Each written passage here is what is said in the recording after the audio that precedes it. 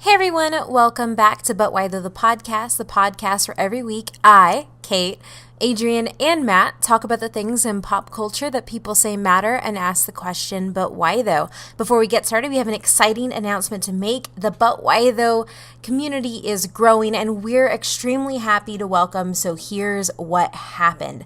They are an amazing pop culture podcast hosted by Carolyn and Nisha where they come together to review and recommend what they've watched and read over the past month. I definitely love this podcast. There are 2 episodes in as of now. You can find them on our website, butwhythoughpodcast.com, and you can also find them on iTunes and wherever you get your podcasts, just like you can find us. So make sure you follow them, give them that loving and supportive But Why Though welcome. And we're very happy to have them.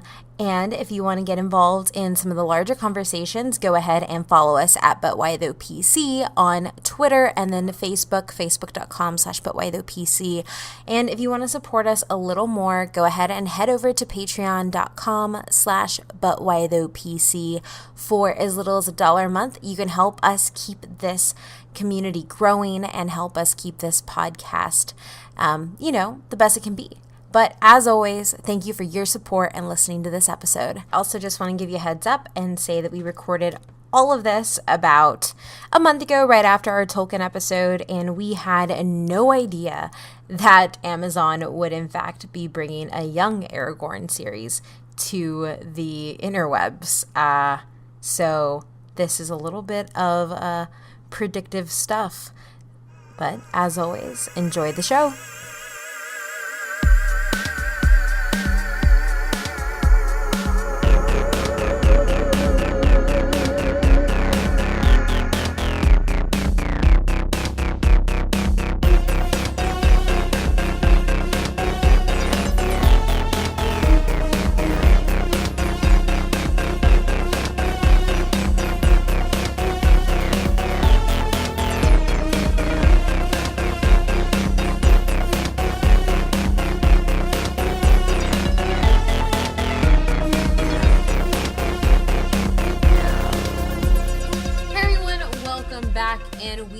Doing part 2 of our J.R.R. Tolkien episode, The Lord of the Rings movies, because it needed its own episode. So are we talking just the movies or just Lord of the Rings in general, what they become like since the books? Okay, pretty much that. Okay. Mostly the movies, but what the movies inspired, which is pretty much everything that's happened since the books. Got it. As always, I'm your host, Kate, and I'm here with Adrian. Hey, how's it going? And Matt. Hello. I forgot what that was. My bad. I zoned out and forgot what I was supposed to say. I almost said bye. I'm going to leave that in there. Okay, so this one's easy. Who is your favorite character from Lord of the Rings, the movies, and how many times have you seen it? Which ones? The Lord of the Rings movies. Well, I meant like... The Lord of the Rings movies, not the Hobbit movies. No, I meant like, are we counting if you get to see all 3 of them as one? Yeah, like the series. Or do you have, if you have a different character for each movie? No. I'm talking about how many times you've seen them. Because I've seen each movie a different amount of times. Oh, well then just say that. I can't watch them not in succession, so. I'm sorry I don't have 12 hours to blow every day. I don't. I just don't watch. I have to watch. Okay, anyway. Adrian, go. Ooh, this question is really, really hard. I don't like it. This question's actually easy. I want to say Gandalf. Off the top of my head is my favorite. With, like, Gimli coming up, like, a short second. Especially, like, watching the extended editions. Which, and to be perfectly honest, all it, like, blends in my head. I don't know what's extended edition and what's not extended edition anymore because I've watched the extended edition so many times. I don't know the amount of times I've watched these movies, but it's a lot. But I really like Gandalf and Gimli for just different reasons, like, altogether. Matt? So, I should just make you guys guess my favorite character. Legolas? Yes. The arrow? Yes. So that's definitely my favorite character, and I always like elves and bows. So, obviously, that was an easy thing. As far as what I've seen, I've only seen The Fellowship 3 times. I've seen The Two Towers 5 times, and The Return, I believe, 6 times. So, growing up, Legolas was my favorite because he was hot. And then it was Aragorn when I was really emo and moody. And now that, like, I've rewatched them, so going to my rewatch numbers, I can't tell you how many times I've rewatched them before this year, because I've rewatched Fellowship 7 times, Two Towers 7 times, and Return of the King 6. But I'm going to finish it out at work tomorrow. See, I'm not a big fan of Fellowship, though. I wasn't, but the reason, this is where I come to it, now watching it in my current position, Samwise Gamgee is my hero, and he is my favorite character, and I love him, and I think that's why I appreciate the Fellowship so much more, because, like, you don't, like, Samwise is the heart of the franchise. Like, he is the only reason stuff happens with Frodo. He's the only reason you can have stuff done. I'm going to be able to carry your problems, Mr. Frodo, but I can carry you. And he picks up Frodo and throws him over his shoulder and carries him. And I'm like, this means so much to me right now, because I am Frodo and overwhelmed by all the responsibilities that I take on. So Sam could never be my favorite character, even though I like him, only because it's the same guy who played Rudy, and I hate that damn movie. And so every time I watch it, I'm like, I hate Sean Rudy. Astin alone. I hate Rudy so much, and I hate that whole story, and that movie is awful. Was it like so we had Remember the Titans that we watched, like, every time there was a free period to watch a movie in a class? So one, I actually like Remember Titans, but two, Rudy's just an overrated, terrible story. It's a horrible thing, and this whole participation trophy shit. He got in, got one kickoff, and got blown the fuck up, and then basically that was it. He really did. Sam got wrecked in that movie. And this whole thing, we're supposed to cheer for him? Like, no, get off the damn field. You were terrible. And I hate it. And I hate that movie. And I hate that people even like that movie. And if you like Rudy, I hate you too. Like, I do not like that movie. And what it represents and everything. There's so much anger. That's why Samwise can never be my favorite character. Let's get off some... I don't know how much of that I'm going to leave in. What? Sam in the Lord of the Rings movie was a better athlete than Rudy. Accurate. He walked a lot, guys. Even the trees walk in these movies. Anyway. That's why I have an emotional connection to Sam. That's why I do too. Yes. You're not wrong. you both got those emotional connections for sure. No, but even if we, like, Sam for me was also one of the most faithful characters to the book portrayed in the movies. And so I did a reread of the book when I was finishing up my undergraduate degree, and, like, just with, like, the lens at that point in my life, and, like, even now, like, I don't know, I just appreciate Sam a lot. I love him. Yeah. Now I gotta explain why I like Gimli, because now I feel like people are like, why do you like Gimli? Hey, one of Gandalf's names is in my Twitter is in my Twitter handle, and I didn't put Gandalf as my favorite character. I actually like Gandalf too. I love Gandalf. I love Gandalf, but I feel like everybody loves Gandalf. Like, who doesn't love Gandalf? Yeah. Like, he's freaking Gandalf, man. Yeah, it's like Sam, Gandalf, and Aragorn. Those are my top 3.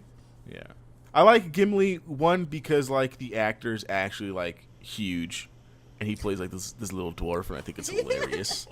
And because, like, just like reading up, like, on the backstory of, like, the movies and how he, like, improvised a bunch of his stuff, and, like, how he's just, like, just naturally a hilarious actor. But I also just like he's a dwarf, man. Dwarfs are dope. Like, and he's like this hard exterior, but when he's, you know, when he, like, all he wants is a lock of hair, because he got that soft side to him. You know, that's what I want to portray. I want to portray this masculinity, but, you know, deep down, you know, just a lock of hair. It sounds creepy, but you know what I mean. The symbolism of why he wanted it. Yeah, in Lord of the Rings context, it makes sense. I know, I get it. I also just want to say here, like, Sam gives me one of my favorite lines. There's some good in this world, Mr. Frodo, and it's worth fighting for. I don't know, like, I feel like I need that. Like, I feel like I'm just, like, sad all the time now because of the world. And, like, I just try to be like Sam. I'm trying really hard. It's not working, but I know. Does that make Matt Frodo? No, because Or is Matt Gollum? No.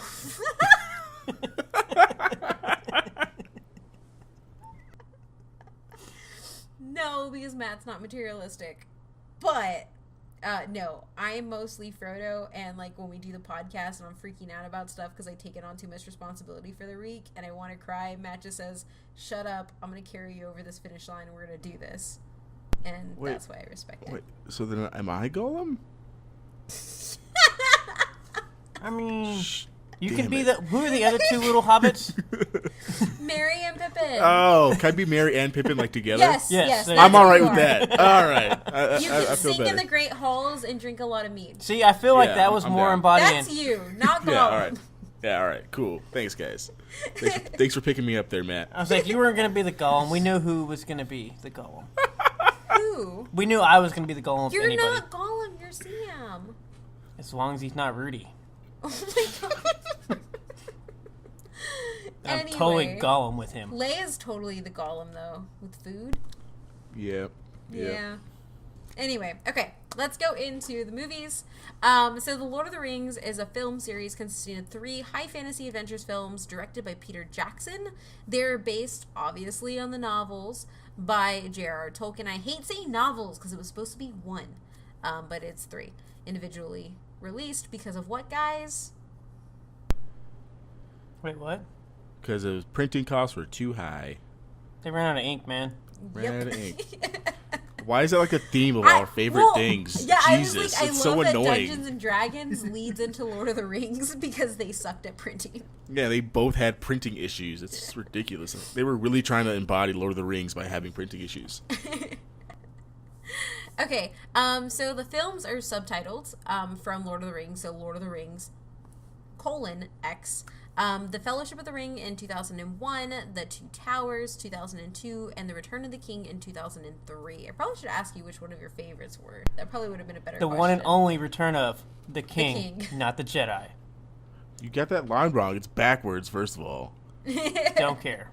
But you're right. Like, Return of the King is better than Return of the Jedi. But I always like The Two Towers. I don't know why I like The Two Towers more.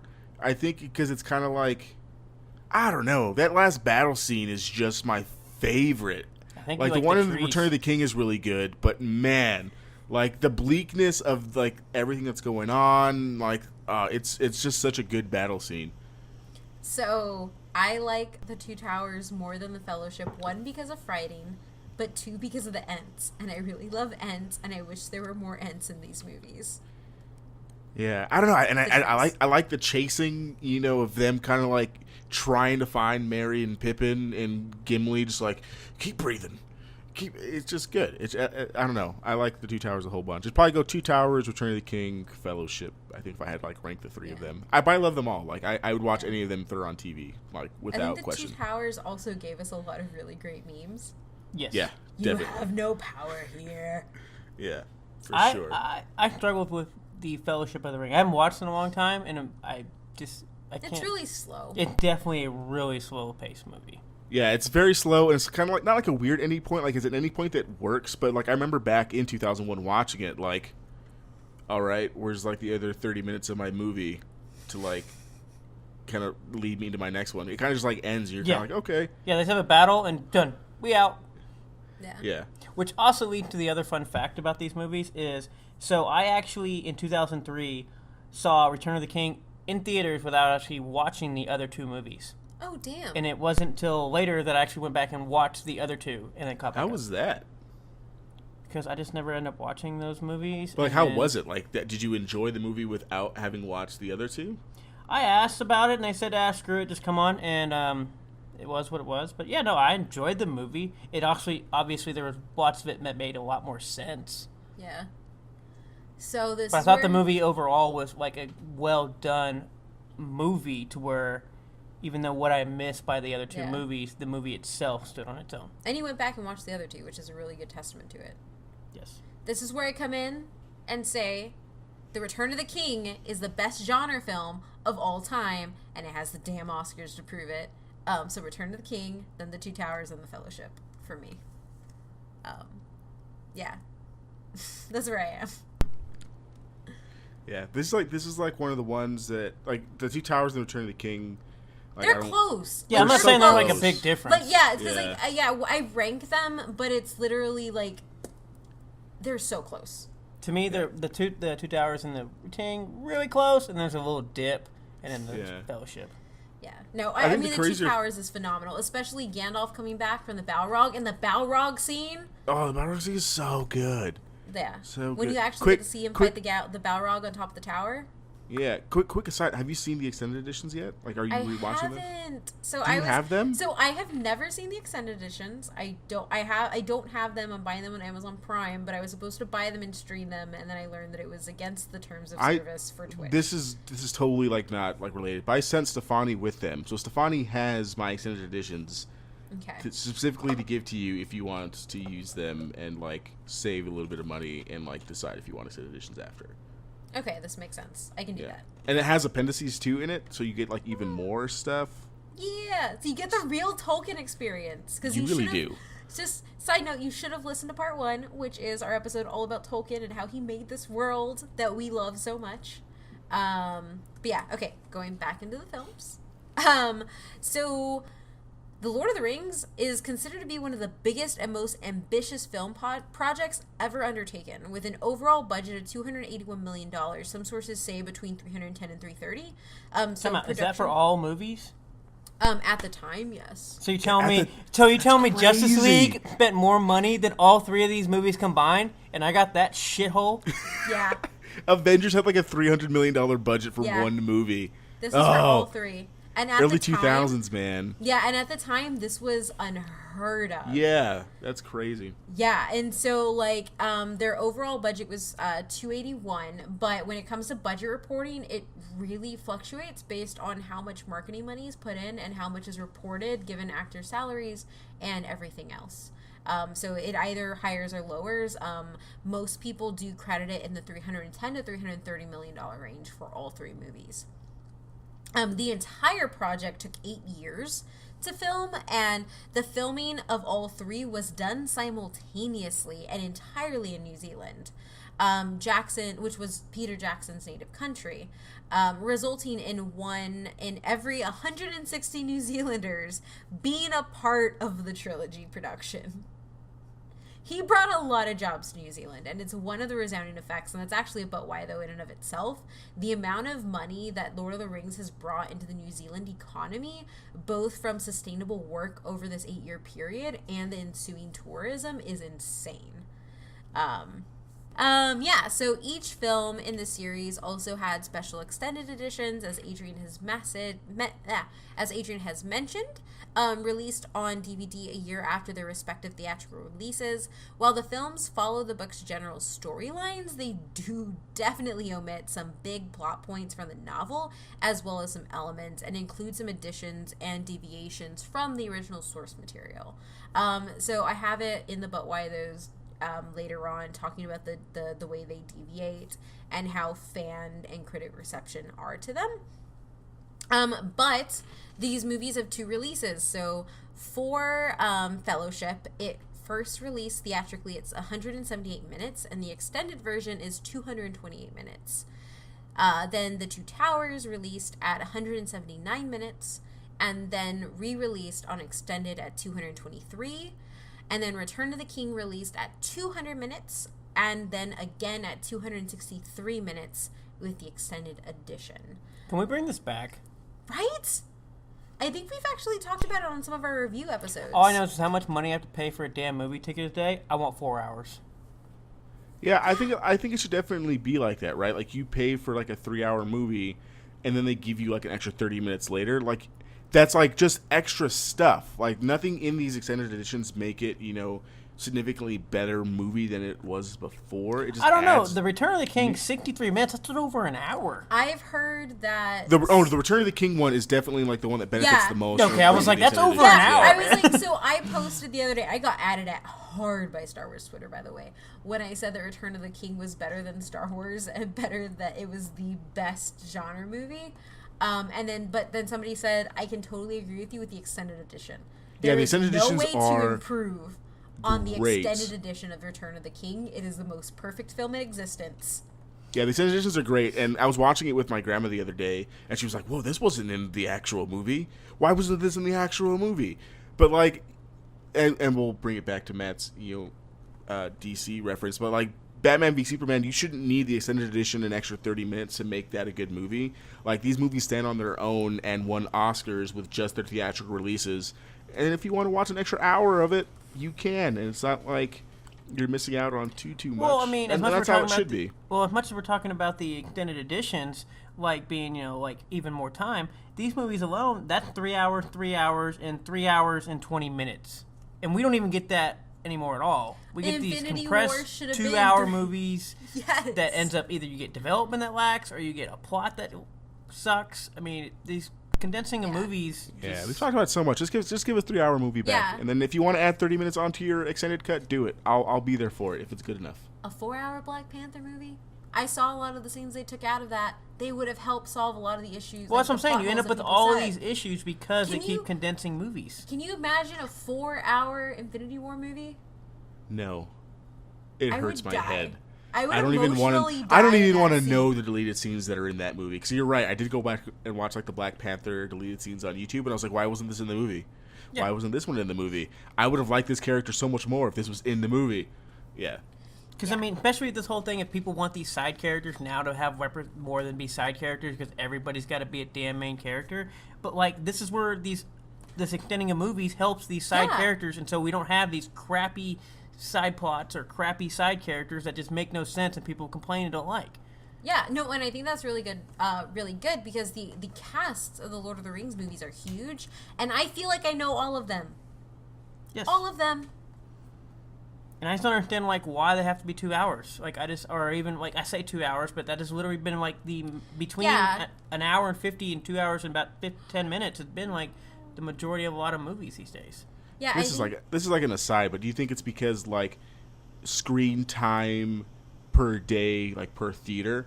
Like, if you make it 2 hours opposed to 2 hours and 30 minutes between, two back-to-back showings, you lose an hour. And then over like the course of like a movie day, you lose money. I mean, I wouldn't be surprised with between the way ticket prices gone up, movie times. They want to move faster. Doing this, they can pump out more movies this way. Like for the time of like Return of the King, you get 3 movies out of that probably.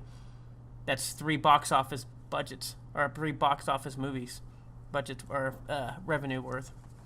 Yeah. I think a lot of it's about money. People don't want to admit it, but I think literally they want to pump out and get as much profit sales and stuff. Especially considering we talked about it first with the budgets of these movies now going higher, where like $300 million is like the normal for a blockbuster, where they made literally they spent 12 hours and spent only $281 million. Yeah, and I think that like ultimately like it just comes down to I think it comes down to movies, and we've said it multiple times when we do our reviews. Like, either make a movie an hour and 30 minutes or make it 3 hours, because that 2 hour mark just loses so much. Oh, yeah. Either get me in and out and let me know what's going straight in there, or take me on an adventure. I don't want anything in between. I can just imagine, like, Matt, like, the gif from The Hobbit. Like, I'm going on an adventure. That's how I want a movie, especially for a lot of the movies that come out. Whenever he sits down for a movie, that's how he goes into the movie theater.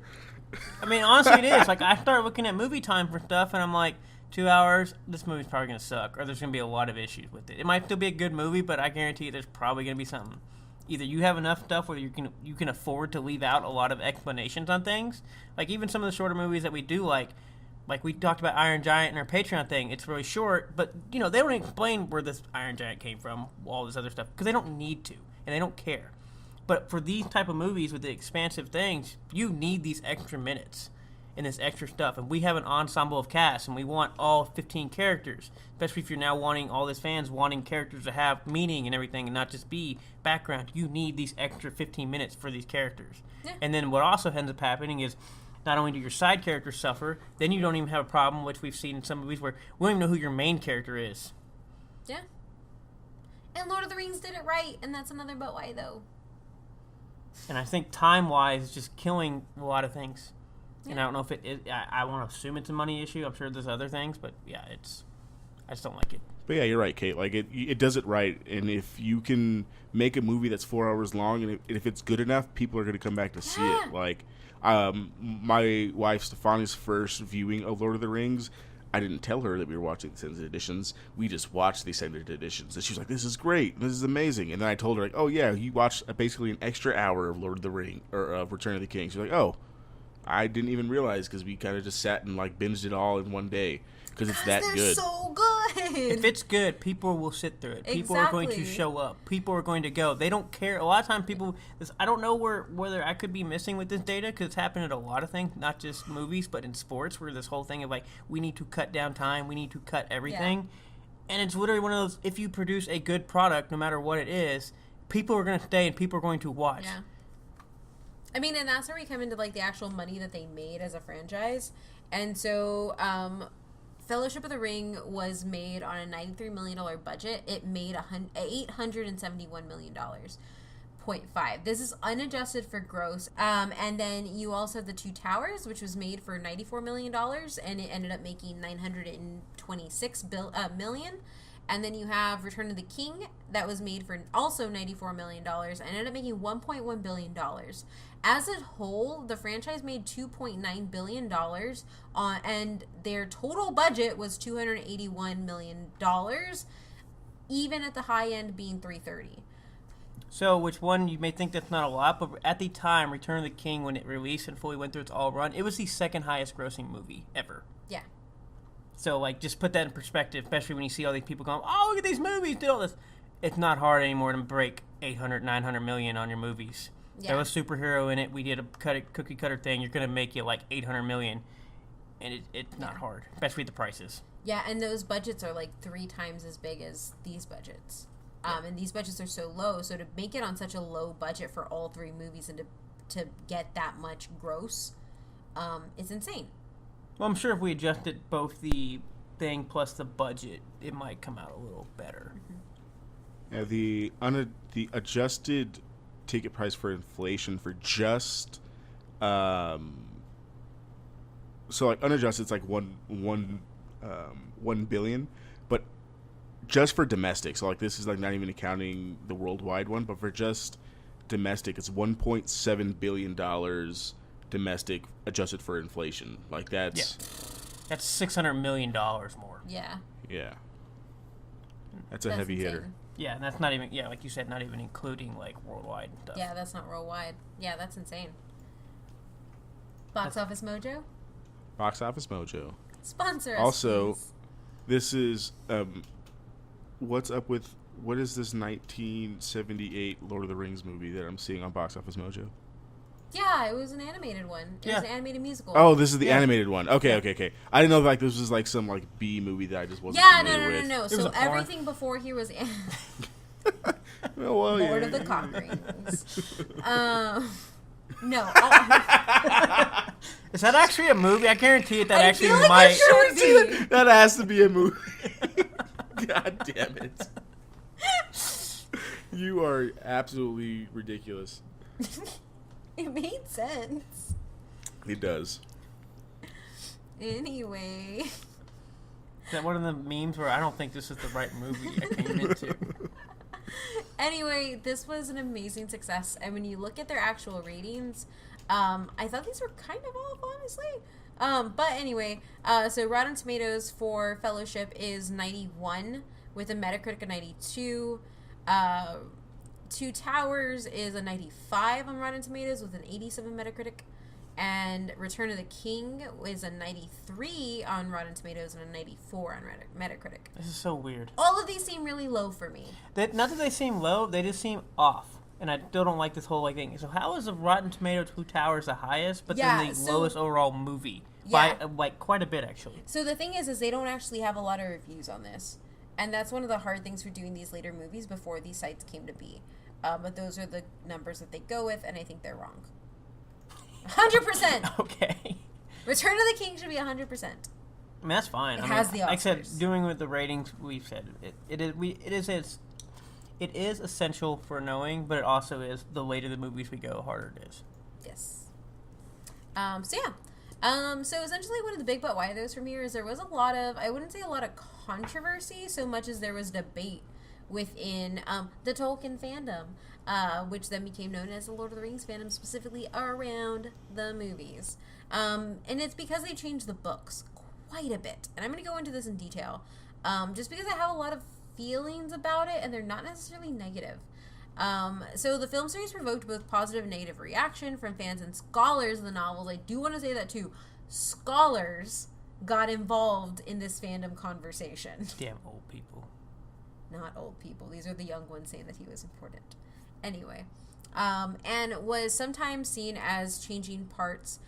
So like what they said, essentially, the argument against the movies is that Peter Jackson changed necessary thematics in terms of characters, themes, and subtlety, as well as some events in the books from the movies. And so they really didn't like that, and they felt that they removed parts of Tolkien's meaning. And like I said in our Tolkien episode, Tolkien's main thing was putting forth fundamental truths in his works.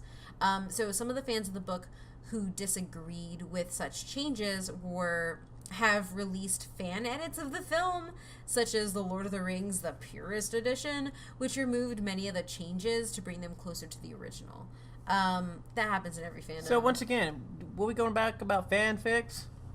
Yeah, I know. But that's not a fanfic. That is a reaction to an adaptation for a specific thing that was already in existence. So it's an extreme fanfic. Yeah, pretty much. But at least it's not like you made this movie that is not the same as my fanfic, I'm mad at you. This is you made this movie that is not the same thing as the material that I grew up with and read. But yeah, so the various changes include big changes to the characters of Gandalf, Aragorn, Arwen, Denethor, Faramir, Gimli, and Frodo. So everybody. Pretty much. When considered together, were seen by some to alter the tone and themes found in the books, and I really do agree with this. The movies are a lot lighter than the books. The books are a lot darker. Several critics contend that the portrayal of women, especially Arwen in the films, is thematically faithful to or compatible with Tolkien's writings, despite some differences. This is one of the spots that I do agree with. So, like the "I am no man," like I don't know, I did that in a manly voice, but like a lot. I know that was kind of weird. Really weird. But the "I am no man," like all the there are some things that were written for like Eowyn and even Arwen and her relationship with Aragorn that aren't in the books, but define the women like how Tolkien defined them. They just elaborated on it. So I don't have a problem with that. Because they're still the same type of character, just with more lines and more interaction and agency with the plot. I don't know if any of that makes sense to you guys. Yes. Okay. We had an extra 10 minutes in the movie, so they gave, or extra 3 minutes in the movie, so they gave them more relevance and depth. Yeah. Changes to events is probably the big one that I can really understand. So, such as the elves participating in the Battle of Helm's Deep, and Faramir taking the hobbits to Oslogoth, and then the deletion of the chapter, The Scourging of the Shire, also been seen to changing Tolkien's themes. Specifically, the one year that I have a big issue with is the deletion of the Scourging of the Shire chapter, because that pretty much destroys the Shire. It's eradicated, and it doesn't really show you the depth of war and violence that is happening, as well as the detriment to the land. We see it a little bit with the Ents in the Two Towers, but that decimation of the decimation of the Shire is really important to also understanding that Frodo is completely hopeless. He has no place to go back to. He's completely isolated. So a lot of that depth and darkness isn't there. I love the movie, so it's not a huge problem for me, but out of everything, that may be something that, like, if I were to, like, get nitpicky with it, I would care about. But I don't, because I just love the movies because they're so good. For some reason, I feel like I've seen that for some reason. Probably the video games. Okay, that's probably why. Yeah. Yeah, because I'm thinking about this too, and I'm like, I feel like I've lived this. Yeah, I feel like I've seen the Shire on fire plenty of times. Yeah, because I think the video games show it. Like I think you play through some of that in one of the video games somewhere, which we'll get to later on. Yep. But yeah, so it would have been great to have it in the movie, but they already released director's cuts, and there's only so much you can do. But yeah, so supporters of the series on the other side assert that it is a very worthy interpretation of the book, and that most of the changes were necessary for it to be in film. So many of those who worked on the series are actually really big fans of the book, including Christopher Lee, Saruman the White, who was the only cast member to have actually met Tolkien in person. He chilled with Tolkien, so I accept his endorsement of the movies. Jackson once said that to simply summarize the story on screen would be a mess, and in his own words, sure, it's not really The Lord of the Rings, but it could still be a pretty cool damn movie because of the stuff that he changed.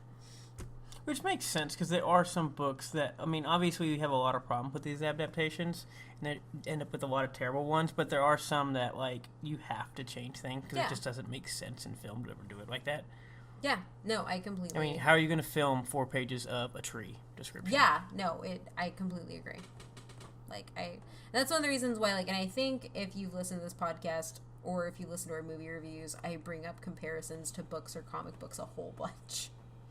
See, I'm also another person that does the whole thing where they get mad about the book versus the movie, because I just look at it as 2 different things, as long as you can stay within the same, like I said, interpretation of what you're doing. Yeah, which I think is why people still love this, even with the changes. Yeah, as long as it's not egregious changes, which I don't really think there's that many. It super egregious, where I'm not gonna go watch it again. Yeah. So the biggest one is that Frodo wins and everybody's happy at the end, as well as with the fact that Gandalf isn't manipulative. Well, I thought Gandalf was manipulative, though. Not in the way he is in the book. Okay. He is that middle, you can understand why wizards like Saruman get pulled towards Sauron. Okay. If that makes sense. Okay. It's really overt manipulation. It's not, I'm going to manipulate Mary to go over here and do this, or I'm going to manipulate the king and Rohan to, it's not always for devices of the greater good. It is sometimes for the devices of Gandalf. I'm so excited for you to watch the extended editions, because they kind of there's scenes of the wizards talking against each other, saying how Gandalf's kind of being a jerk, but he's passing it off as him being good. They go watch the extended editions. Okay. yeah, no, and honestly, that's one of the reasons why I love Gandalf as a literary character, because I think he's extremely complex, and I think in the movies, I think they do a fairly good job at how they set him in his own thing. So I love him. Anyway, so the movie guide to the Encyclopedia of Arda, an online Tolkien encyclopedia, states that Jackson's films were exceptional since filming the whole story of The Lord of the Rings would probably be impossible. And I agree. Because there is a lot of The Lord of the Rings that is just, you can't put it in books or in movies. Well, that's another thing. Like I said, there's a lot. It would be a 10-movie series. Yeah. Like I said, that's probably one of the things about some of these where they do with adaptations is they have to condense so much of it down that you're going to lose no matter what. Yeah. However, his son, Christopher Tolkien, said this. They eviscerated the book by making it an action movie for young people aged 15 to 25, and it seems that The Hobbit will be the same kind of film. Tolkien has become a monster, devoured by his own popularity and absorbed by the absurdity of our time. The chasm between the beauty and seriousness of the work and what it has become has gone too far for me. Such commercialism has reduced the aesthetic and philosophical impact of the creation to nothing. There is only one solution for me, turning my head away. So, I get that, but I do have a problem with him saying because he published Yeah, because he's the one that published all of this stuff. Yeah. That's been one of the I didn't know if we were gonna say it. Yeah. I'm sure he feels super passionately about it, but dude. His son we're here because you published all of his stuff after he died. So his son Simon, which is Tolkien's grandson, really is, so him and Christopher are fighting.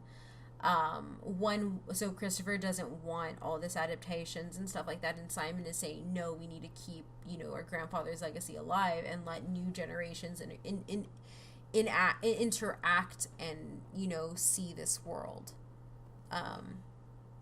So yeah. I want to say I would be with you, man, except for the fact that you literally published all this stuff after his death. All of the unpublished works.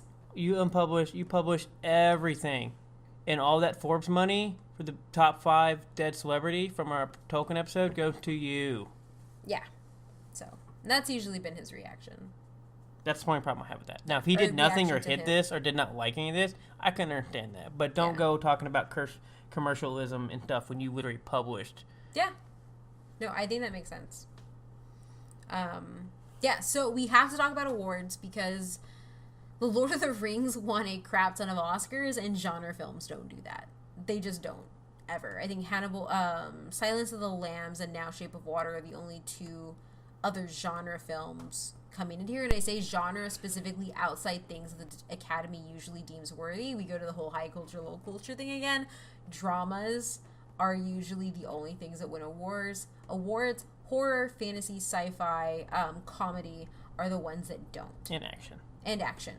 So pretty much everything except one. Yeah. And like joke. Yeah. And that's you already explained it, but I was gonna add, like, for you to explain genre films. 'Cause I think like the absurdity of like classifying everything else as genre films, when like one thing is not, I think is just absurd. And It is ridiculous. Yeah, no, it definitely is. And I do want to say too that a lot of the time genre film is made to specifically be things that can't be, like, you can't mistake it. So a whole bunch of fucking wizards, and then space wizards in Star Wars, and a fish monster, and like people gentrifying a body, like all of those things are very hard in their genre, and they can't be bent out of it. So that's why genre ends up getting used, not necessarily as putting them all together, so much as making it, you say that because it can't be anything else. It is very much ingrained in its genre.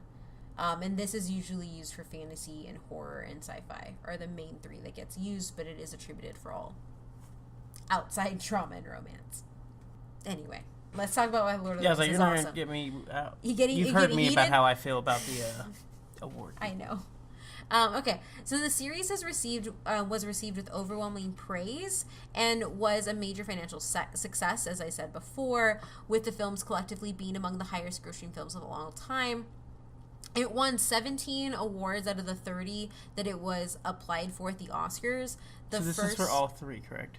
Yes, this is for all three. So the first two go like any genre movie. They won for cinematography, sound editing, makeup, and visual effects. And then you had The Return of the King, when there are also more to there. That's not all of them because I wanted to get to The Return of the King. The Return of the King won 11 Academy Award nominations, including Best Picture, and this makes it tie with Ben-Hur and Titanic for most Academy Awards ever received by a film. The series received wide praise for its innovative special and visual effects, and this is why, to me, it is the best of all genre films. Not just because, like, I don't want to give weight to the fact that you have to win Oscars to be good, but to me, it says that this film was so good as a fantasy, being what it is, to make people that don't like genre films stand up and say it was great. Yeah, when you come to the table and win 11 Academy Award nominations as a movie about wizards and orcs, with some of the pretty damn good. The biggest battle scenes. There are battle elephants and an army of the dead. Yeah, it's pretty good. Like, you don't get much more high fantasy than that, and to take home that many nominations at the Academy Awards, who I'm sure Matt will let us know how stupid the Academy Awards are. I mean, put it this way, obviously if you're good to get this, it's fine, but as far as, like, as Kate just mentioned, like, they literally discredit almost, like, 90% of all films right off the bat. No matter how good you are, you're pretty much disqualified just what you fall into. Which means if you are part of that 10%, or if you from that 90% that disqualified and you make it in here, then that means how good you are, that, like, we don't care that you disqualify all of this. We are better than whatever you got. Yeah, which is why you see, like, last year's Academy Awards being a big year, having both Get Out and Shape of Water list, and specifically Shape of Water taking home the Best Picture Award as a fish romance story. And I just have a problem, not necessarily with not maybe blockbusters or big money's not winning anything, but the problem I have is literally a lot of the movies over a lot of the years, when maybe 10% of the population care to see this movie or have ever even heard of this movie. I just can't tell. You're telling me this is the best film of the entire movie, but nobody in the general population has ever seen it. Yeah. No, definitely. And I think the reason but why those is the awards is because it's unmatched by any genre film. But I think another one is that I think that the people of the Oscars and like the high culture people need to realize that high fantasy and genre is good. Go watch it. It's making money for a reason. And I think Return of the King just really proves that. So what I do know, I could be off by a few years, but it could be fascinating that all of this takes place at the same time, are a little bit intertwining with actually the prequels of Star Wars. It does. Yeah, which is kind of like amazing that they blow the all this. The prequels doesn't get shit. Well, The prequels doesn't get like. Well, that's what I'm saying. Yeah. Like the biggest like fandom franchise at the time, probably before this, like in movies that people represent a lot of times or talk about, go on. Their movies, obviously, they were not as good as these, but the point of the matter is they go on at the same time, and these movies come out. So you would think no matter what, there's massive competition of people who just, it's Star Wars, they line up to go see it. Yeah, so one of the things that happens between Lord of the Rings and the prequels, other than like the constant Randall and Elias references that we have going on across our Tolkien and Lord of the Rings episodes, is that they do get compared because they both use extensive CGI, but only one gets knocked for it. And I think it's valid. I do think a lot of the CGI in the prequels is overdone, and I think that Peter Jackson in The Lord of the Rings had a nice balance between practical CG and how he worked with new technology, which I think is why it does end up hitting higher on the list compared to some of those movies. Yeah, because they filmed like you mentioned, like they filmed a lot of this like in New Zealand, like they were actually outside. Yeah. They were actually outside. walking to Mordor, damn it. Yeah. The trees were actually walking in the movie. Yeah. Which, I mean, you can then from the Star Wars side or the prequel side, you can argue, well, it's in space. It's in space. Well, yeah, I mean, I get all that. But you're also on damn Naboo. You can make somewhere on this exactly. planet That's look the like thing. Naboo, Practical effects are a thing.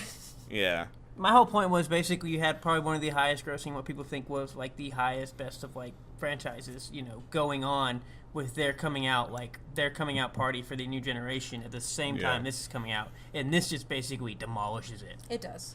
But I think this is like kind of like the coming out party of like high fantasy, really. Yeah, like, again, like this is where it reemerges. Yeah, this is like, hey, wizards are cool. Let's do it. Anyway, okay.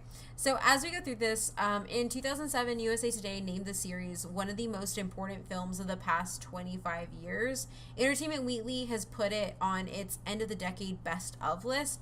Pace Magazine named it one of the 50 best movies of the decade between 2000 and 2009, ranking it number 4. You know what I'm going to ask, right? Which one it is and what the other ones are? Yes. I don't know them. In another Time Magazine list, it is ranked second for best movies of the decade. Empire Magazine voted the film's number 1 on the 32 greatest film trilogies. I don't have to answer that one. In addition, six characters of their respective actors made the list of 100 greatest movie characters, with Viggo Mortensen's portrayal of Aragorn at number 15, Ian McKellen's portrayal of Gandalf at 30, Ian Holmes' portrayal of Bilbo Baggins, shared with Martin Freeman for his portrayal of the same character in the Hobbit films, is ranked 61, and Andy Serkis's Gollum ranks at 66, while Sam Astin's portrayal of Samwise Gamgee is 77, and Orlando Bloom's portrayal of Legolas is 94. Why isn't Frodo on the list? That is still hilarious. All those characters, and Sam's like at the bottom, and Frodo's not even on there. But and they were the there. whole point of like. But Sam is there because Sam is why Frodo succeeds. Because Sam is important. What? Frodo's my least favorite out of, like, his screen time is literally my least favorite of all of the Lord of the Rings movies. It's only, like you said, it's only good because Sam is there. And I understand the ring is a big bird, but I don't want to watch a dude whine for 3 movies when I got Legolas over here killing elephants and stuff. Like, with a bow. With a bow. Just real quick, just for Matt's sanity for that Pace Magazine one. It's City of God at number 1. Emile? I don't know how to pronounce this one. It's like Amélie, yeah. The French movie. Yeah. Almost Famous at number 3. And Lord of the Rings trilogy, or Lord of the Rings trilogy at number 4. I don't know. So I can give City of God an Amelie, but not ahead So of them. one, I don't even know what the first two movies are, which is probably back to this whole point of like general population doesn't even know They're these movies foreign films. exist. Yeah, I know Amelie's a thing because like film people talk about it all the time, and I feel like people have talked about it so much that if I go watch it and I don't like it, people are gonna think that I'm like some swine who doesn't understand like culture of movies. Like Akira. Yeah, basically. Yeah. But yeah, no. Almost Famous. I don't know where the hell that one came from. I don't want to say it's To a be bad honest- movie, but I don't think it's up there that high, is it? Yeah, I mean, to be honest, like this list is full of kind of like those smaller movies. I mean, Dark Knight is at 11. No Country for Old Men is at 9. So and what? There's No other Country for movies Old I've Men never movie? heard of. I never understood that. I thought it was a pretty good movie and everything, but like the people love that movie, like critics, and I was just like, and I just like, I didn't get that. There Will Be Blood was amazing though. That's one movie that I was like, no. Because No Country for Old Men, I thought it was pretty decent stuff, but there was a lot of boringness in that movie. That's a critic movie. Well, forgot old people just dying, and they're just gonna be like having TV going and dying, and they're like, "Oh, I didn't die through this movie. It's amazing." But it was slow enough that my heart didn't give out. Yeah, my heart didn't give out and give me a heart attack, so there's no action in it, and you know they had an old timey scene in it. I relate to that old fucker and didn't die. All of this can be said that I do believe that Lord of the Rings is some of the best movies ever. Almost Famous. And I can't find the Times Magazine one, but That's I'm sure fine. it's something that we don't. I think we really- just move on because I think Matt has already had his fill of angry. And ultimately, like, what these movies show, this is probably the biggest but why, though, and I don't really know how to talk about it. I think we've talked about it across all two episodes, is it got a new generation in love with Middle-earth. Like, it got young kids who had never heard of Lord of the Rings, who have never read them, into Middle-earth. It got people who just were just so removed from books into Middle-earth. Like, that's phenomenal in and of itself. And because of that, you have to look at the after the film. And you have, in 2004, Howard Shore toured with the Lord of the Rings Symphony, playing Amazing, 2 by the hours way. of the score. Amazing, by the way. The score or the symphony? Both. Have you gone to the symphony? Nope, just download it and listen to it. Along with the Harry Potter films, the series has renewed interest in fantasy film genre. Tourism in New Zealand is up, possibly due to the exposure of the series with the country's tourism industry waking up to the audience's familiarity. I want to go to New Zealand because of this movie. I've said it multiple times to Matt. We're going to go to New Zealand because I want to go to a goddamn hobbit hole. I want to go into a hobbit hole, man. You're gonna get stuck in there. I am, and I'm going to live in there, and it's going to be great. But yeah, Howard Shore, and I didn't really mention it, but this score is phenomenal. Like, this is probably one of my best scores for Return of the King specifically. But, like, any of these scores is just...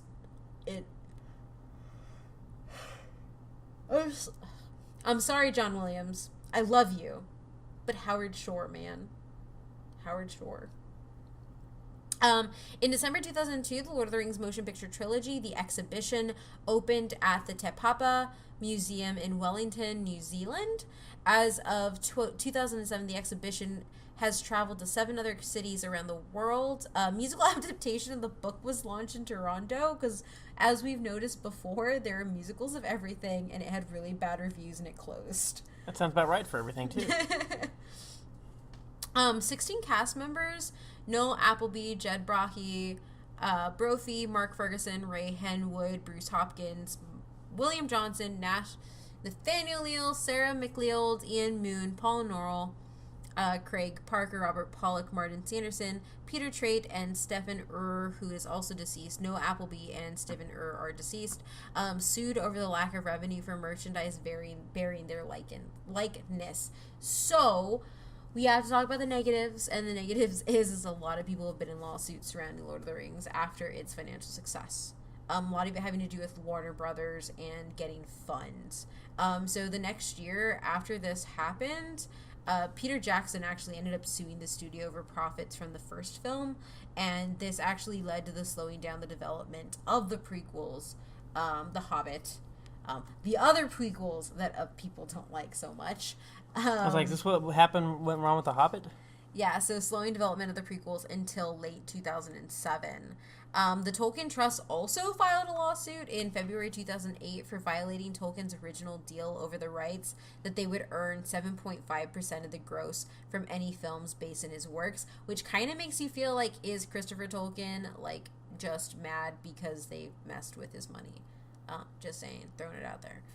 The trust sought compensation of $150 million, and a judge actually denied them this option, but allowed them to win compensation from the act of the studio ignoring the contract itself. So in 2009, a settlement of this dispute between the trust and New Line Cinema was announced, clearing a potential obstacle for the making of the new film series based on The Hobbit, which we got and people don't really like. So I was curious, just to like look at these cast members. A lot of these dudes, because I didn't really recognize any of the names that you said.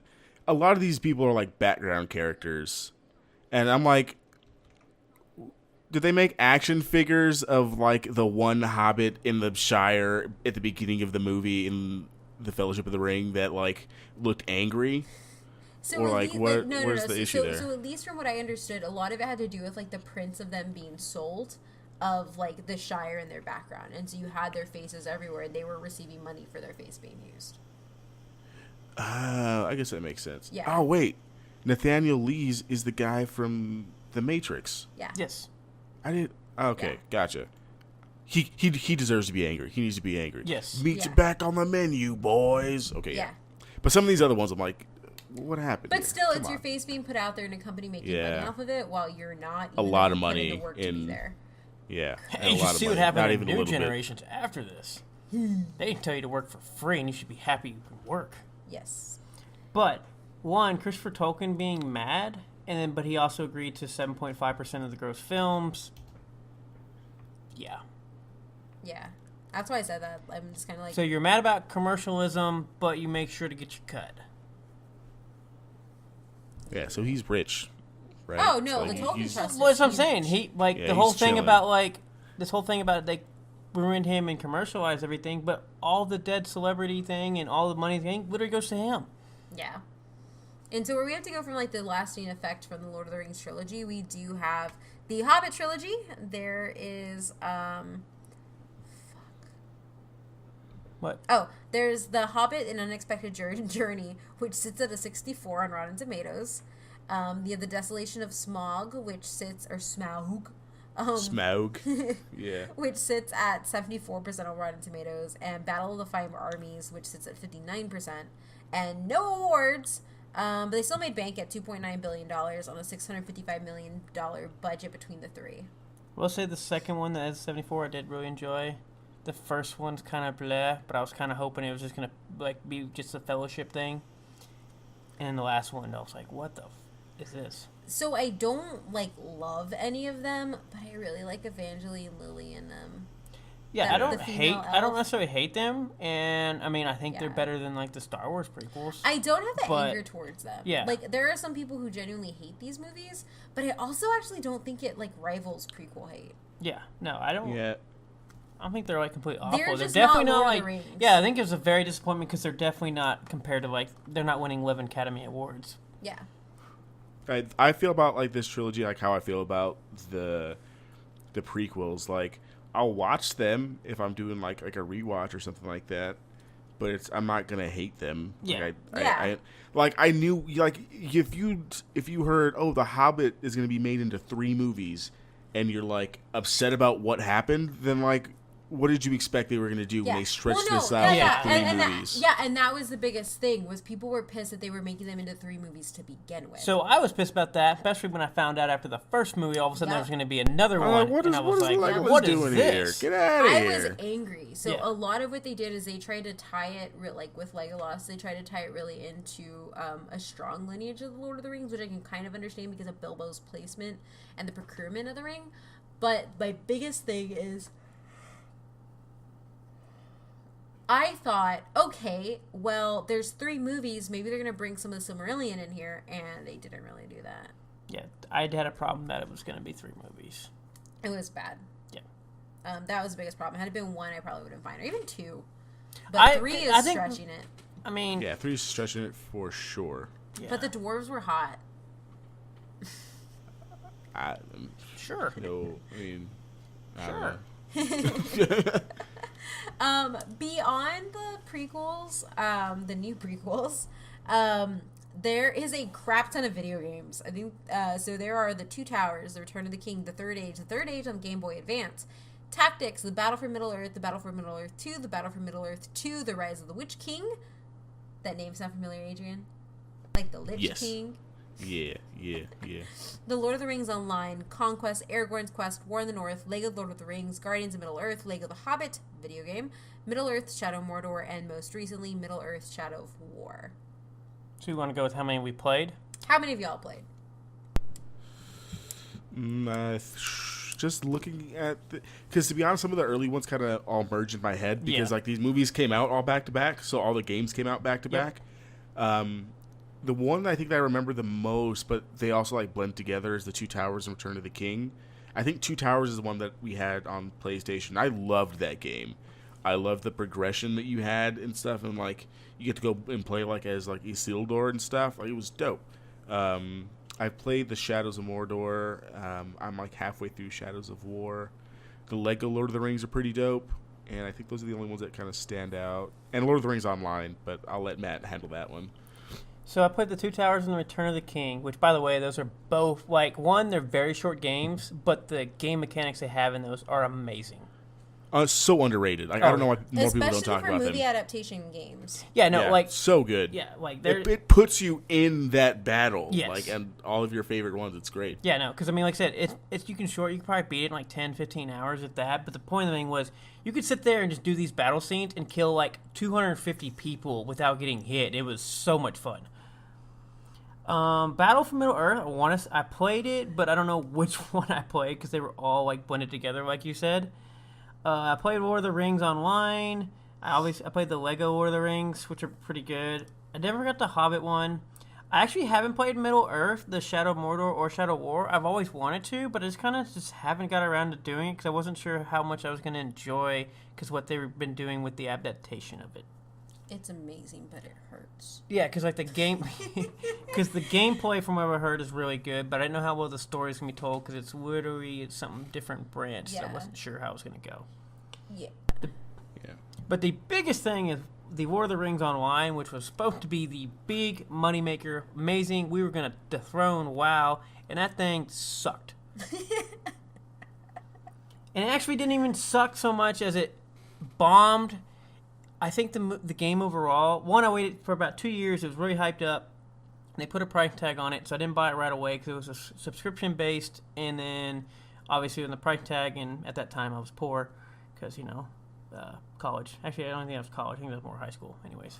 But anyways, they went through. It didn't get off great numbers. They kind of tried to release content to it. The gameplay itself just wasn't that great. There were so many problems. Then when they went free-to-play, I started playing it. I enjoyed it, and I enjoyed the system that they had. Out of all the free-to-play MMOs out there, that is by far my favorite one to play. In the system that they have, where to unlock content, you don't really have to pay a lot. You just have to be able to grind a lot. And it's one of those, they will reward you for grinding to where you can buy almost all the content without having to pay shit. But as far as the overall game, apparently it's still going on. They use Facebook Live to stream their game. That's funny. Yeah, they've had so many expansions. There's still people playing. I feel like there's only 100. They've condensed all the servers down. But it is really not that good. And they as far as all the classes and everything else, the classes are really dumbed down. The races are kind of like very condensed. It's just, it didn't do well. It bombed. It's still around because it's around. But it's by far one of the most disappointing things in the world.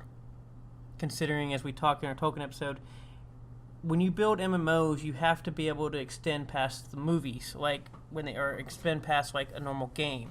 So if you take a game and you want to take it in a series in the great narrative, like, oh, we want to make this open world, we want to expand it past an MMO series, that's great, but you have to be able to fill all the gaps into what happens. Like in Star Wars, the Star Wars one, it's not very good either. It's fun, but filling in a lot of stuff, it just doesn't get there. They have same thing with ESO. It's great, and they do it, but they don't have the addicting factor in single player does. WoW just happened to hit it great, even though they've had problems over the years, but they still do it. This one had everything laid out, an entire Legend Legendarium for every single side piece of content they could ever want, quest want. They could do it, bring in other characters, and they just dropped the ball. I would like to point out that out of all the words that you've asked me how to say, that's the one that you've gotten right on that try. That's fine. No, that's amazing because it's an important word, and I love it. I don't know if you have anything to add, Adrian, or if you ever tried it, but yes. Yeah, I played it for a little bit. At the kind of more or less the same time I was playing World of Warcraft, and I was like, this just doesn't even compare. No. I don't even know why it's still a thing. Yeah. People are actually surprised it's still going. Like, there's so many other games you could be playing. Like, do you still need to play this game? Because they haven't updated anything, I don't think. Yeah, no, they actually just released a giant expansion, probably a month and a half ago. Really? Yes. It's just really clunky. It used to be really clunky. I mean, this is over 10 years ago. It just doesn't come up to the standards of the EverQuests and the World of Warcrafts of the world and things like that. And as we mentioned in our Tolkien episode, it's a shame because the world that's built is so amazing. You just had to put some programming skills to the test and kind of just bring that world to life. And I think it would have been amazing. That's what I'm saying. The game is not immersive. It doesn't come to life for what all they had to use. They had everything there. You just had, like you said, make it come to life, and they just failed. Because the video games do it. Like we just talked about, the other ones, the console-based games were great. The Hobbit video game on original Xbox, you legit see the Shire burning in one of Bilbo's flashbacks. They're legit games, and that's why the online, the MMO was so disappointing. Yes. Basically takes everything that Kate talked about and takes a big dump on it. Yes. So on my side, I played the Two Towers, Return of the King, the Third Age. I played one of the Battle for Middle-earths. I don't remember which one. I played the Lego Lord of the Rings. I played the Lego Hobbit. And then I just started playing Shadow of Mordor, and I think I talked about it in our last episode, and it's hard. It's hard. It's so hard. It gets harder every time you die. And I will say that I did try to get her to play Lord of the Rings online with me. You told me how bad it was, and I don't want to put that on myself. The free-to-play model that they embrace, though, the is amazing. model's great, but I love Lord of the Rings. I love the model they have. And if they brought that model to other games, I'd probably still be playing Star Wars or something like that. Yeah. But the model they have is amazing. So far as Shadow of Mordor fitting into the lore, it's really, really cool because you get to learn a whole bunch about the orcish, captain structure and the orcish you learn a whole bunch about the orcs. Yes. Which is really awesome. That's something you don't get to see. You have a wraith take control of your damn body at points, and you use the wraith. It's really cool. It touches on pieces of the Legendarium that you don't really see in other places, and you get to play it, and I really love it. And the fight mechanics are so fun. Yeah, I know this fight mechanic's been praised for, especially in, I believe it's Shadow of War with the combination kills and everything else. So, I can't wait to play Shadow of War. I hope I can make it past the first 2 missions on Shadow of Mordor before I quit, but yeah, that's kind of where I am. So, do we want to talk about the one more thing? What? The Amazon thingy? Or are we just going to glance over that like it never existed? Yeah, so I had it up there for the last episode. I know, you did, and then you completely cut it, and I was just like, are we just not going to talk about this? Yeah, so after we have this, the next place that Lord of the Rings has led, and specifically Lord of the Rings financial success, is on November 13th, 2017, Amazon announced that they had acquired the global television rights to Lord of the Rings. The series won't be a direct adaptation of any of the books, but it will introduce new stories that are set before the Fellowship of the Ring. The press release referred to previously unexplored stories based on J.R.R. Tolkien's original writings. Amazon will be the producer in conjunction with the Tolkien Estate and the Tolkien Trust and HarperCollins, as well as New Line Cinema. And on top of that too, outside of video games, there are a whole bunch of card games and tabletops. Yeah, but I'm not too stoked. I wasn't excited for the Amazon series, and then Peter Jackson, I think a week ago, just signed on to being involved with it, so I'll see where it goes. Adrian, how do you feel about this? I didn't know the Peter Jackson thing happened, but if Peter Jackson's on it, maybe proven formulas would say that it'd be good, but you never know these days.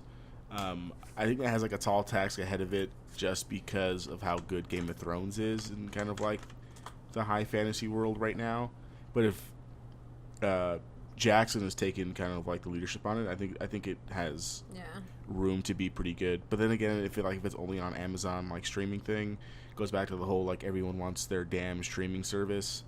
Are people gonna pay Amazon Prime prices to watch Lord of the Rings? I don't know. Yeah, I mean, and I think that's one of the problems that I have too is like. Also, I do want to say, because I have to bring him up on every episode, we almost had Guillermo del Toro direct The Hobbit. But beyond that, too, like, Peter Jackson did give us a Hobbit series, which I don't think are terrible. I don't think they're great, but I think that maybe putting him into long-form television would be a really good go. So if he's on board, I will take that ride with him. However, I don't know, man. Like, when it first came out, I was pissed. Because I'm like, why do you need to touch more of it? Like, just leave me with my trilogy. And I think that you can't have too much of some things. And I'm really tired of people just beating stuff to death. But at the same time, like, if they do if they do touch on, like, the untold stories of Middle-earth and stuff like that, that's getting more people inspired to read Tolkien's work. And I can't be against that because I think that there are a lot of people that really need to read the books and like experience that world. I don't know, man. I mean, that's right. That's kind of where I'm at too. Like with all of the Star Wars kind of, you get a franchise and you get a trilogy and you get a TV series. Like, it's fine. It's all well and good, but if you're just telling me like a background, like if you're making like for like the new animated series, it's like taking place basically in the time frame of stuff that we've already seen. That's getting tired to me. Like, I'm sorry, because but then it just turns into just putting stuff out because you want to put stuff out to make money. Versus like there's so much stuff before we get in the movies that you could be telling stories about. But no, you want to talk about like the 2-year time gap between the movies and turn it into like a 3-season animated series. Like that's dumb. So like you said, like if they go through Lord of the Rings and go through kind of like a lot of the backstory stuff, and we kind of you give me a young Gandalf, I'm there for it. But if you give me like I want Baron and Luthien. I just want even if you do that story, make it a action comedy high fantasy thing. I think that's better than I mean doing stuff we've already seen. Make it different. Yeah, I mean overall, like this is gonna sound really bad. I mean, I don't know. I love Star Wars, Adrian. I love talking Star Wars with you. I love talking Star Wars in close quarters. I just don't want this to turn. I am scared of what new things will do to creating a fandom. Because fandom is exhausting. And, like, I love it, and there are good things about it, but, like, I am tapped out on Star Wars. And that to me was a franchise that I love. And, like, for me, Lord of the Rings is above Star Wars. And I'm scared of that. Which sucks, because it sounds like I'm saying, like, I don't want people touching my things. Like, I do, but I'm just worried about all the discourse that's going to go on around it. And, like, I mean, it's valid. Like, you're entitled to want things to happen in your fandom. Like, doesn't make you a bad person. Like, I'm pretty sure people aren't going to like that I say I don't want this new Resistance thing to happen. Like, I don't care, to be honest. Like, there's, like, comics that are coming out. Like, there's mediums there. But we know nothing about anything else. So, like, I don't want that to happen in Lord of the Rings. Exactly. I don't want that. Just go back. Go way back. Go way back. Let's just do it. Give me young Gandalf. Give me a buddy cop young Gandalf movie with some other guy. I don't even want to see any of them. I want to see the Silmarillion. I want to see, like, times before this even happened. I want to see the development of Sauron. I want to, like, that's where I want. Matt? Oh, I don't want this at all. We know, Matt. We know. But the only problem I have with this is, one, it's not a series. The series will not be a direct adaptation of the books. And so, I think it means specifically The Hobbit and The Lord of the Rings. I thought they were talking about the actual books of the Middle-earth. Yeah.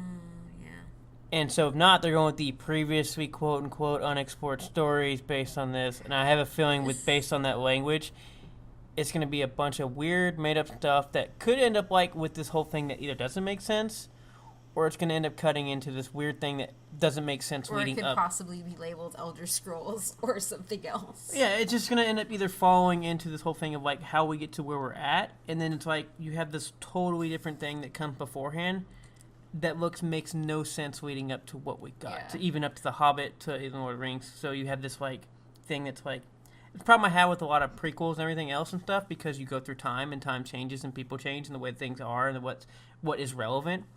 So everything back in 2001, or even when Tolkien wrote all these stories, are based on this in this time frame and his thoughts of all this stuff. And now you're going to try to write adaptations using 2018 people to try to tell a story that happened even before the stuff that's already been told. I mean, well, I think that will end up ruining, and where you end up with this a lot of stuff where people don't like, because you're adding things that were either not thought of, not discovered, not done to stories that aren't part of this. Yeah, I mean, I think it would be great to see them build out the world kind of like they have in the video game, or some of the video games, just because there is so much content there. I took as a previously unexplored as like the untold stories of Middle Earth and stuff like that. That's what I took that as. If it's not that and it's a random story they pulled out of their ass, I'm not okay with that. Yeah, like I said, is this like a real thing? Is this 5-season commitment? Yeah. You're gonna do 5 seasons of this? Yeah. Of what? Exactly. Yeah, and we don't know anything Brooklyn about Nine-Nine got canceled for like 3 days after 5 seasons, but this untold thing gets 5 seasons off the bat? This don't make no sense. We don't even know what it's about yet. Yeah. Like I said, have a director. Like I said, they're not even doing the direct adaptation of the books. Now, if they say we're going to do the untold stories, or like using all the 10 freaking books of Middle Earth, basically going through. To me, it's a little different because, like, when we talk about Star Wars, there is a lot of room where they can let you grow out the universe without anything out. Tolkien said, "No, I did all this for you. Anything you add, just you're shitting on my work, dude. I made the whole thing for you. I did everything for you. You don't have to do anything else." Yeah. And I think if there's one part I do agree with, like Christopher Tolkien thing, the whole thing, like commercialized thing, like you don't have to expand anything to what they're doing. He did everything. It's all there. Yeah. Yeah. No, I think you're right. So it isn't like 3 movies that they turned into 7 books and expanded stuff and background characters. Like, no, he already wrote the background character story. It's right there. Yeah. No, I feel you. I completely agree. So no, I don't want this. And I think it's going to be awful. Yeah, that makes sense. And I think it will split a lot of people. I think it'll definitely split a lot of people. And I'm not looking forward to that. Yeah, I'm not either. This is the one thing I can hang on to. Yeah, see, that's the thing. Like, I feel like Twitter's exhausting, man. And I just feel like my other fandoms, with the exception of comic books, like, it's completely drained me, and I just have to hear so much bullshit. And for me, I'm just kind of like, I don't know, Lord of the Rings, like, this has been away from that. Yeah, I'm thinking about it, and if you do they do like stories of Gondor or something like that, and you in 2018, obviously, like, we're gonna call for more diverse cast. It's just what we do now. It's what we expect to see. Yeah.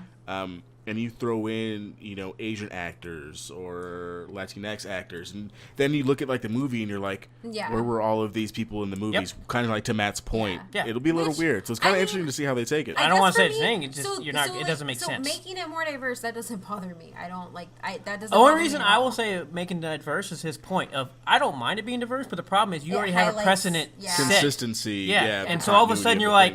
Because if you go back and watch, like, there are a lot of people that are there, but they're really fucking obscured. Like, the most people you have contact with are, like, a very, like, specific set of the Shire and high casted people within human society. No, yeah, that's why I'm saying, like, for my example, like, if you go Gondor or something, like, go somewhere else that we haven't seen. Yeah.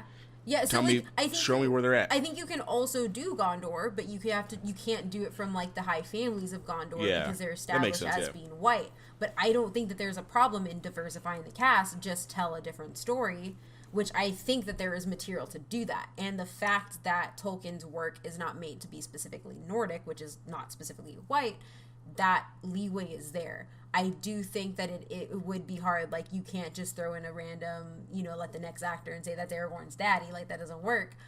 Also, I just don't know how they're doing some of those lineages I don't think that would happen because there is enough lineages, and this goes back to what they're going to adapt from. There are enough lineages outside of what we have seen that they can do. There are so many years prior to The Hobbit that we can see that they can do. And so Some I'm not of these worried people are about so that. old. Yeah. Like, some of these characters are like legit hundreds of years old. Yeah. Like, there's so much story to tell. Yeah. And so, Just don't put it in what we've seen. Like, Yeah. go back, go forward, which do I something. think, is why they said it's not going to immediately lead up to these movies, which I think is fine, because I do think that there would be problems with casting when it comes to that. I personally, we also have a diverse cast of humans and everything. Like, I don't care. Like, that's fine. I want that, obviously, but at the same time, like, it's also like, I don't think it's going to be a detriment so long as they don't start playing like the family lineages and stuff. Because, like, and unfortunately, like, that is one of the problems with the movies themselves. That is what we got. And so you have to deal with that issue. For sure. Yeah. Well, we'll see what happens. I mean, yeah. There's all stuff we want. I think we all want the same thing. We just want a good show that has characters we care about. Yeah. And it's good. Yeah. That's the thing, too. Like, if they give me a good show, I'm going to like it.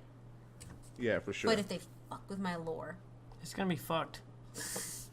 He built too much for it not to try to do something. No, like I think that's actually that's my problem with it. Yeah, he built that's a too scary much. thing. Is like if like it and I think that's the problem I have with a lot of this, because he built way too much. This isn't like we take a movie and we're gonna make a universe. This isn't even like I Train Your Dragon, where we take a movie or two and build a universe, or we take Star Wars, we 3 movies and build a universe. He built the universe is it's already built. This is what we got. You can't change within that, because then you literally are just destroying or ruining or messing up everything that's been built. No, I see that, and that's definitely hard. Spoiler alert, Amazon pulls a Disney and says everything is not canon. Whatever they do is not I canon. will lose my shit so quick. Like, you think you've seen me angry. You haven't. But no, I mean, I have some hope, but it's not a lot. And I think ultimately, like, I'm trying not to be the person that says just read the fucking books. But ultimately, just read the books. Because there's movies, and there's books, and there's games, and it's literally one of those. There's not just 2. There's a lot. Yeah, it's an entire world. So let's close out the show with some fan but why those. So from @Saleh1, it's very simple. Gandalf. That is all. Then we go to @Barbara_Elin. I discovered the first films and utterly fell in love, as well as nurturing my love of fantasy. They also sparked my interest in filmmaking and storytelling. #friendship goals and #hair goals abound. And I still cry every time I watch the Khazad-dûm bit. I do too, Barbara. I cry a lot in these movies. It's very emotional. From @Bubsy00, it matters because I still get that soaring feeling in my chest when the Rohirrim charge the Pelennor fields. Even after all these years, after dozens of viewings, the emotions those movies bring out of me are deep. They're truly masterful works, as masterful as the books themselves. I agree. And the Knights of the Rohirrim writing is phenomenal. Like, the epic battle scenes I don't even think we talked about are insane. They're terrible in the damn game. They're amazing in the movies.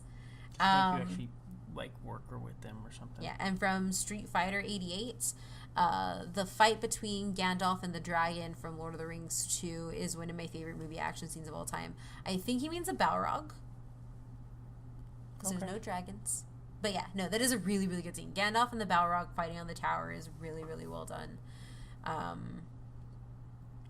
@ShannonJoy26, what you said, the friendship between the Fellowship, particularly Sam and Frodo, is beautiful. I saw the trilogy with my best friend, and it really resonated with us. We are still friends now and sob like babies when Frodo leaves. From @DragonfireXL17, there's a lot to unpack in Tolkien's work, but one thing I will always praise is Samwise Gamgee. He is the kind of friend I strive to be. He is kind, brave, loyal, humble, and emotional. Essentially, he is the true hero of the Lord of the Rings, and his hope is contagious. I started out this episode by saying that, so I completely agree. From @Koshik7496, the friendship between Legolas and Gimli. Fun banter that gets really emotional in the end. And then he included the gif with the thing of Gimli saying, "I never thought I'd die fighting side by side with an elf," and then Legolas saying, "What about side by side with a friend?" It's actually one of my favorite memes on the internet. Like, when anything ever comes up, like like Xbox and like PS4 like versus like PC and stuff. It's a great meme. It's a great moment in the movies. They're two. That dynamic is like one of my favorites in the whole series. Peak for sure. Orlando Bloom. It is peak Orlando Before Bloom. he disappears. It really is. Actually. Yeah, it really is. He comes on at peak and just goes away. Yeah. And then wait till you see him drunk in the extended editions. And then here you go. This is a final really long one from @ShaneDeal. For a bit more context, I first encountered his work around 2004. His works and movies matter. His works and the movies matter a lot, but in different ways. First, it taught me that I could be wrong. I still regard that as one of the most important gifts I've received. I still like to operate with the assumption that I do not know. It was Lord of the Rings and Harry Potter that taught me that. Politically, I think it helped give me the final push to leave conservatism, a stance that the Iraq War had already weakened quite a bit, though. Had not Lord of the Rings and Harry Potter shown up when they did for me, I could easily see myself taking a much sinister path in life.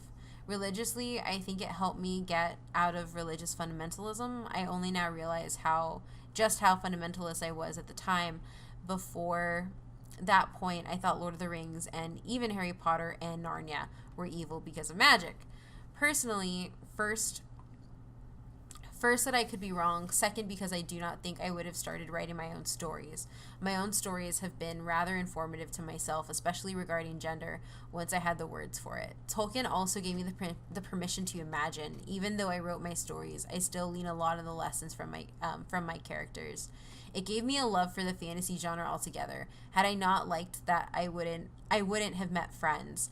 Had I not met the friends, I would not have started learning new things, and had I started not learning new things, I would not have been ready to learn more about social issues that we face today. I don't know for certain I would have given things like LGBTQ plus rights, race, or other important things their due consideration. In this way, it's all branches on the tree, yes, but I don't know that I would have changed my mind had not my experiences with fantasy already prepared the soil, so to speak. Had it not, I could easily see myself having looked at what happened in Ferguson being having looked at what happened in Ferguson as not being that big a deal. For example, we all just need to sit around and be nice, etc. So yes, I think I can say that they matter to me. I do not think I would be the same person without them. I do think I would be more unjust and a sinister person without them if I had to guess at how my views were at the time and how they would have played out over time. That's from @ShaneDeal. Thank you for opening up so much and sharing how informative Lord of the Rings was for you. I mean, just to start with our sign-offs here, like rewatching this is so stupid, but rewatching Return of the King specifically, Two Towers and Return of the King specifically, I kind of felt like I need to ask for help more because of how much Frodo doesn't ask for help. And just knowing that, like, he does have that support. Like, it's really weird. Like, I put a lot into this movie because I saw a lot of myself in Frodo. Watching it now in, like, my current state and how busy I am and stuff like that. Yeah. Like, these movies are important. And I really don't know what to say, but they still, like, I still feel like I'm that giddy kid in the theater watching them at, like, 26. Watching them for, like, probably the 30th time.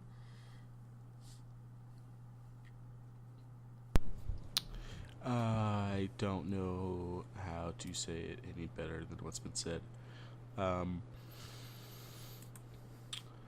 The Lord of the Rings movies and the books in general have been kind of like a staple in kind of like my fandom, like relationship, like with my dad and like my grandma and my uncles on that side of the family. So it's one of my favorite fandoms. I'm like not necessarily like in the same boat as you, Kate, of like it being better than Star Wars, but it's definitely up there for me. Like, if it's on, I'm watching it. I don't care how long it is. I don't care what I'm doing. Like, every year when it comes up on TNT, it's on my TV.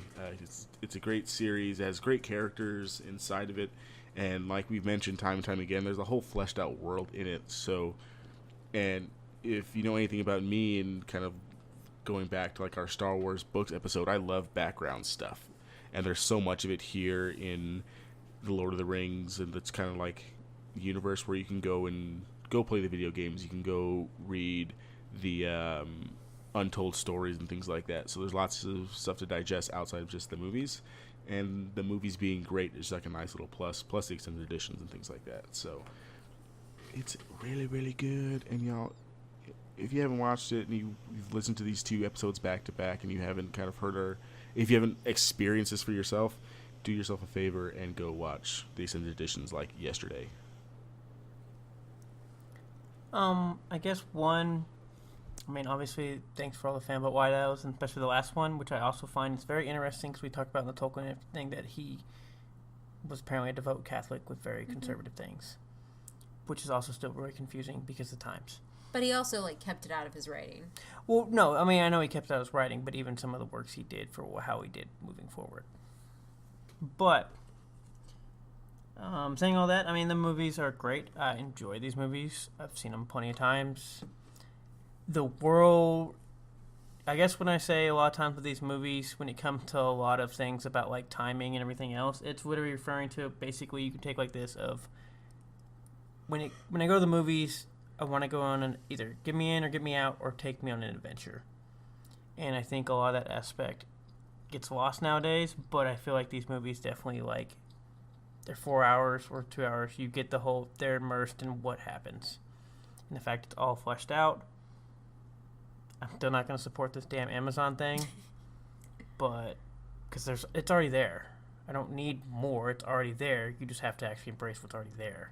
Go read the damn books. Well, it sucks because I know sometimes people don't like that, and sometimes I don't like people to tell me that. But he literally spent his entire life devoted to this and built an entire world. He wasn't even living on Earth. He was living in Middle Earth. Yeah. All the way down to his gravestones that we talked about in our last episode. You don't need anything else. We don't need anybody else to do anything. Yeah. He did it all for us. And it is there. Matt, that's really powerful coming from you. It is, no, because like I think because you kind of mentioned it, like, you all the time you're like, I hate it when people tell me to read the books, like, just I should just be able to do this, but you're like, it makes sense. Like, he already did all this work. He already set the groundwork for us. Like, I'm saying, because we don't have 10 different people with 10 different books. We literally have him with, like, his 10, life. Yeah, 10 books by him. Everything. He developed the languages. He developed everything. He did everything for us. Yeah. I'm gonna go reread everything, y'all. There's there's nothing else. Yeah. We don't need another Amazon series because, and it's not even like we're missing parts because they gave us 13 hours of it. In this day and age, that's like almost 10 movies. Yeah. In 3 movies, he gave you 13 hours. Yeah. That's not including the damn Hobbit series. You have 20 hours probably of film alone. Yeah. What more do you need? And Christopher Tolkien, don't be telling me you're part so you can commercialize them and then you're going to sign with Amazon for part of the damn commissions. Yeah. I'm out. I'm done. You're out. You dropping the mic. I'm done. Where's my cardboard? Everybody ready to wrap up? I thought that was it. Yeah. I already saved my speech for that. I'm done. I don't have okay, anything now. So as always, you can find us at ButWhyThoughPC on Twitter and on Facebook.com/ButWhyThoughPC. Interact with us. We want to hear your thoughts. On top of that, go ahead and head on over to our Twitch channel, twitch.tv/ButWhyThoughPC, because we are raising money for Stack Up, the military veteran gaming charity. We are raising money for Stack Up, the military gaming charity that uses the power of video games to empower veterans. They're an amazing organization that we have worked with in the past. We've done some episodes with them. They're just great people. So head on over to our Twitch channel and hit that donate link in our panels on the Stack Up logo. Any little bit helps, and we'll be doing that all month. As always, you can find me at OMMythRandir on Twitter. Adrian? Yeah, you can find me on Twitter at SuperReese93, SuperRuiz 93. Matt? You can find me not playing Lord of the Rings online because of giant disappointment. I wanted you to say Oslogoth. I couldn't think. I've already used like 5 cities from Well, I just Middle like Earth. Oslogoth because like Oslogoth is a nice. It's a cool word. Oslogoth. Yes. Okay. We out. Thank you.